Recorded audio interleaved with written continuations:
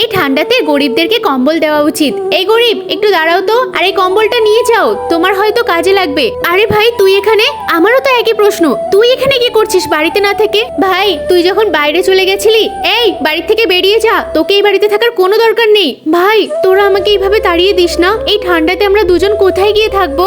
যেখানে ইচ্ছে থাক, তোর আর তোর মেয়ের এই বাড়িতে কোনো জায়গা নেই, বেরিয়ে যা। আমার মেয়েটার কথা অন্তত ভাব, ও তো ছোট বাচ্চা, এই বাড়িতে তো আমারও ভাগ আছে। বেশি ভাগাভাগির কথা বলছিস, এই বেরো তো, বেশি কথা শোনাতে এসেছে এখানটায়। ওদের এত বড় সাহস তোর সাথে এরকম ব্যবহার করেছে? তুই এক্ষুনি গাড়িতে ওঠ।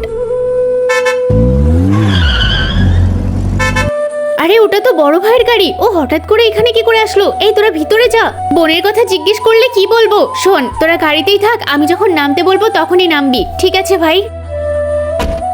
আরে ভাই তুই এত কষ্ট করে আসলি, আমাদেরকে একটাবার বলতে তো পারতিস। আরে বলার সময় পাইনি, তুই একটা কাজ কর, বোনকে ডেকে দে। আরে ও তো বন্ধুদের সাথে পিকনিক করতে গেছে। ও আচ্ছা বোন একটু বাইরে বেরিয়ে আয় তো। আরে ওই গাড়ির থেকে বোন কি করে বাইরে বেরোচ্ছে? ভাই আমাদেরকে ক্ষমা করে দিস, তোরা আমাকে মিথ্যে কি করে বললি? তোরা সবাই মিলে একটা বোনের আর খেয়াল রাখতে পারলি না? এই বাড়িতে থাকার কোনো অধিকার নেই, এক্ষুনি বেরিয়ে যা তোরা। বোন তুই আর একটুকু কষ্ট পাবি না, চল ভিতরে, তোকে আর আজকের পর থেকে কেউ বাইরে বের করতে পারবে না।